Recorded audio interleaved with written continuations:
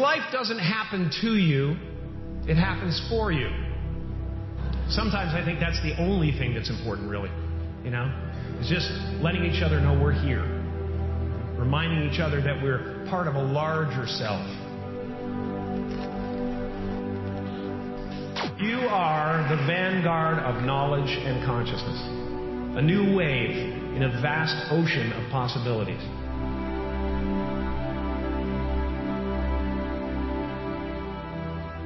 On the other side of that door, there's a world starving for new ideas, new leadership. I've been out there for 30 years. It can be rough out there, but that's okay. Fear is going to be a player in your life, but you get to decide how much. You can spend your whole life imagining ghosts, worrying about the pathway to the future, but all there will ever be is what's happening here. And the decisions we make in this moment, which are based in either love or fear.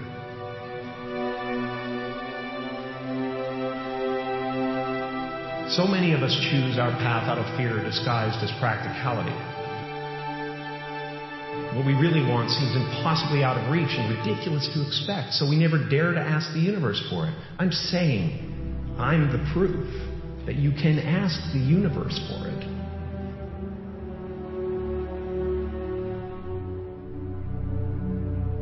You can fail at what you don't want, so you might as well take a chance on doing what you love. I watched the effect of my father's love and humor and how it altered the world around me. And I thought, that's something to do. That's something worth my time.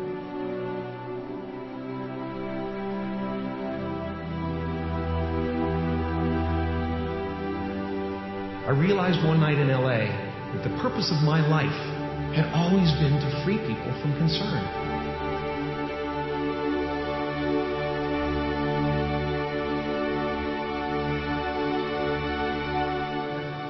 How will you serve the world? What do they need that your talent can provide?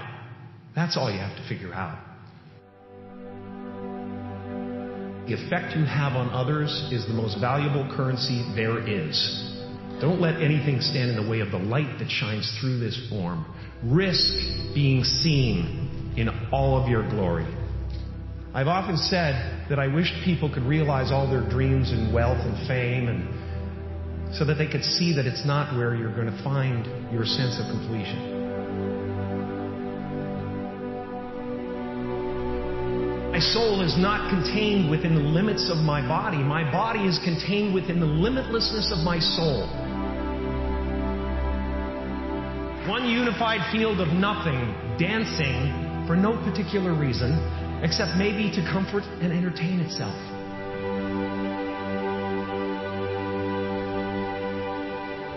The imagination is always manufacturing scenarios, both good and bad, and the ego tries to keep you trapped in the multiplex of the mind.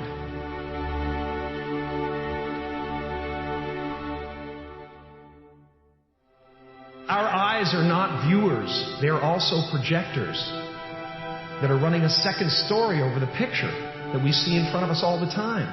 Fear is writing that script, and the working title is, I'll Never Be Enough.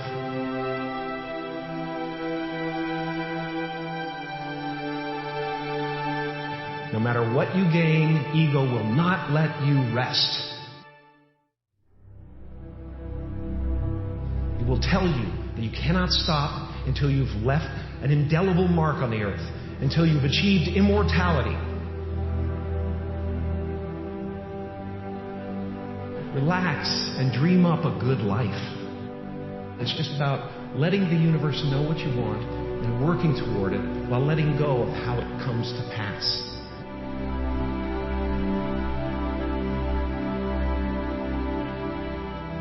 Your job is not to figure out how it's going to happen for you, but to open the door in your head. And when the door opens in real life, just walk through it.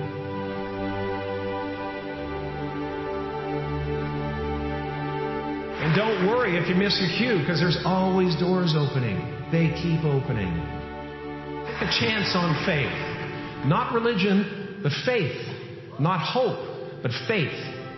I don't believe in hope. Hope is a beggar. Hope walks through the fire and faith leaps over it.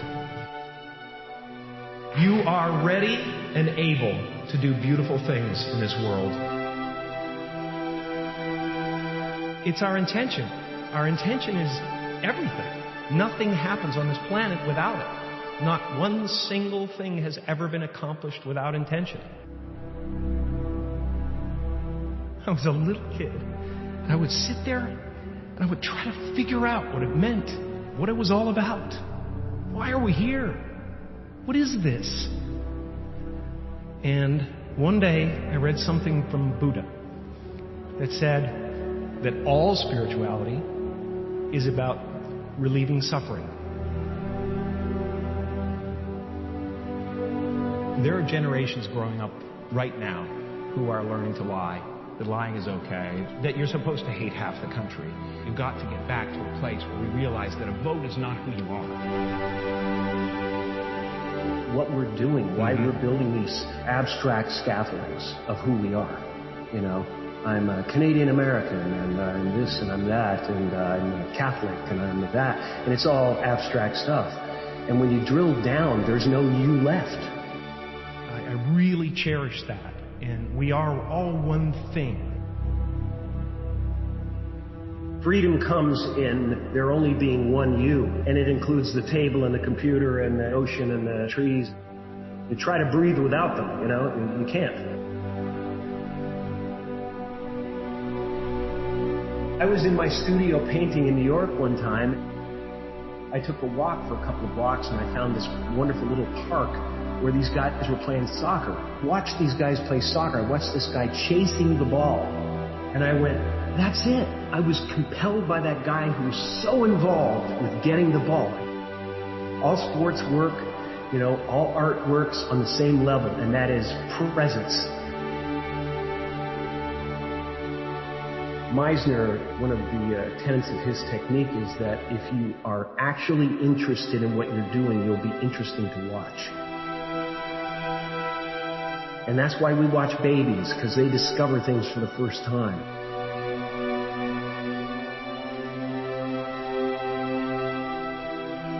No one gets through this life. It's too challenging and there's too much stuff coming at us. We don't have the bandwidth to handle it. We have to find ways to escape it.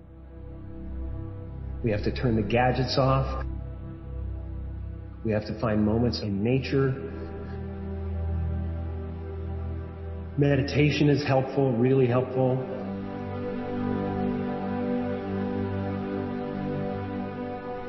Anything that doesn't work out, I always think of as this is the way it was supposed to be. That's the way it was supposed to happen. Because there's something bigger down the road.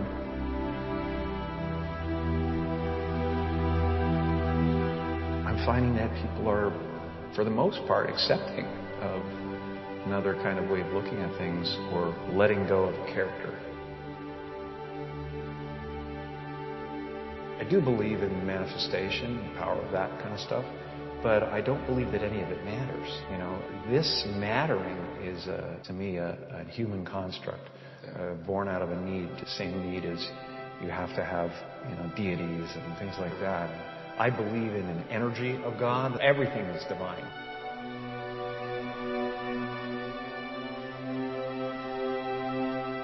It's been a part of the evolution of ego, is to spend your first half of your life acquiring and adding, thinking you can add to yourself.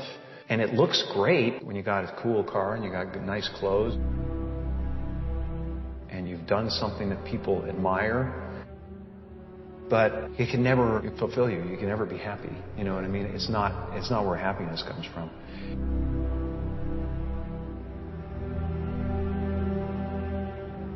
The feeling of wholeness is a different feeling than meanness. I don't exist. They're all characters that I played. I played the guy that was free from concern so that people who watched me would be free from concern.